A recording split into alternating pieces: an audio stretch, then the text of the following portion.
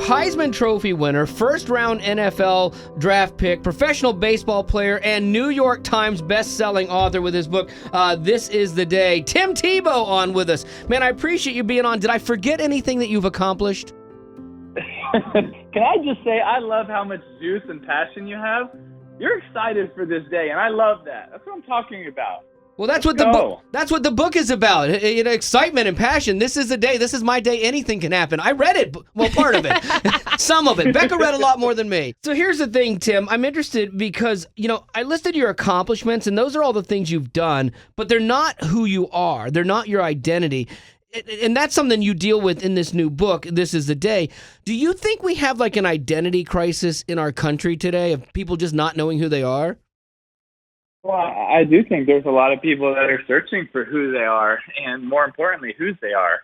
And that's something that I definitely want to encourage people. It's not just who you are, it's not just what you do, but it's also whose you are, and knowing your title, knowing that you're a child of God, and the encouragement that comes from that, the motivation that comes from that, the ability to get up and pursue your life, to pursue your dreams, because knowing that God has a plan for your life, that he has a purpose for your life, that you're not here in accident, but you're important, and you can accomplish amazing things. And God has a purpose for you. We can look at Ephesians 2:10, and we can understand the purpose for your life. We can understand the meaning for your life, and that there is meaning in all of our lives, and there's purpose. And we don't have to wait for one day to have meaning, to have significance, to have purpose. We can have it on this day and every day.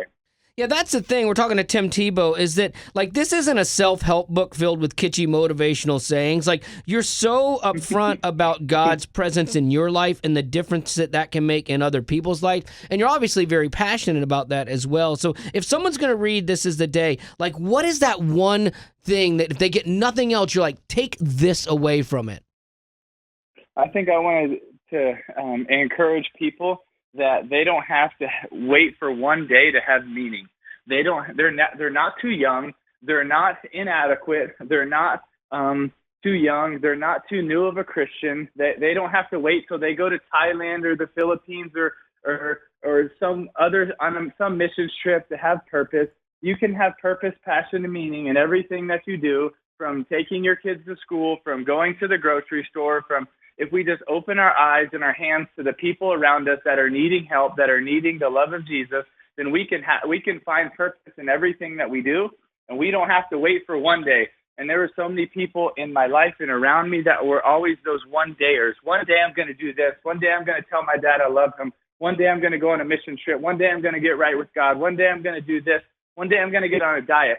And, I just didn't want to have a one-day life. I want to have a this-day life, because we don't know how many days we're going to have, but we're called that this is the day that the Lord has made. I want to rejoice and be glad in it. I can have purpose, I can have joy, and I can make every day count. I don't have to wait till one day, because God, I don't know how many days God's going to give me. But while I have this day, I'm going to make it count. Anybody else inspired here? Right? I feel like I could do anything. I'm going to walk through this wall. I didn't think anyone could be more enthusiastic than you are, Wally, but yes. I think we found the guy. We did, and it's Tim Tebow. Okay, now, to this day, Tim, I still cannot figure out why you got such a bad deal in football. From the outside, you had so much grace as you leaned on your faith, but were there moments where you got frustrated and thought, God, how can this be your plan for my life?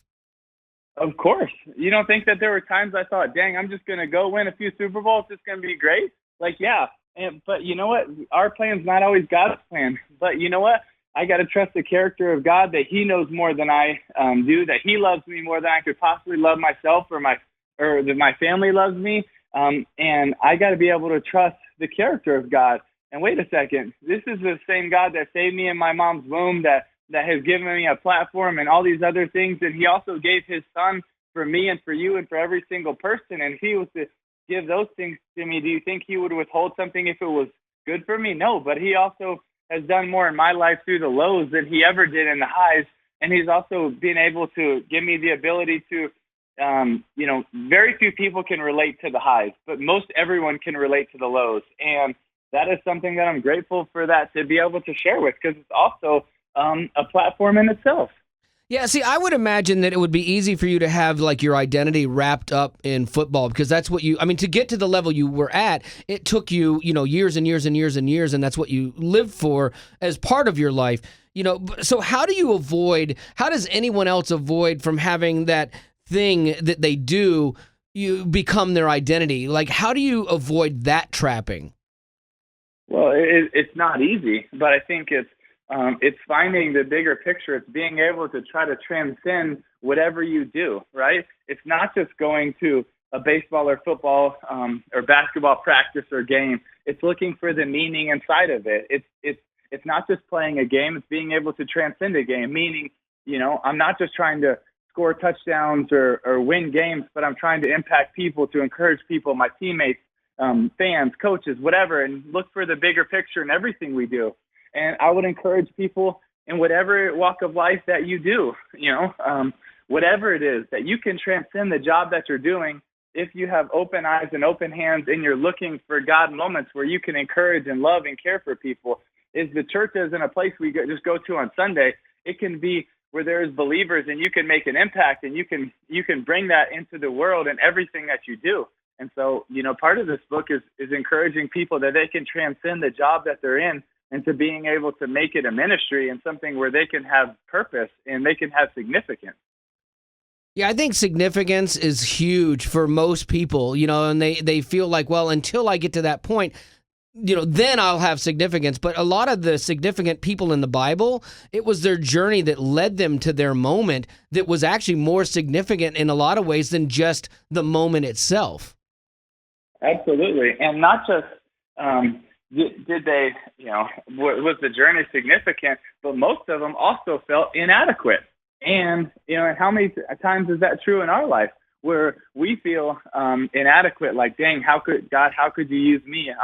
I'm not a great speaker. I don't have a platform. What can I do? And, but God can use the smallest things. He can use a hug. He can use a handshake. He can use a God bless you. He can use just the effort when we go out there and we put ourselves out there to help someone, to make a difference for someone, to love someone, to care for someone, and watch how that impacts, our life and the people around us when we just have the courage to step out and say, you know what, it's okay. I'm going to be a little different, but I'm okay with that. And I believe that God honors that. So what is true success in God's eyes? So for that, we'll go to the Help Finder Bible. If you look in Matthew chapter 22, verse 37, it says, Jesus replied, "You must love the Lord your God with all of your heart, all your soul, and all your mind."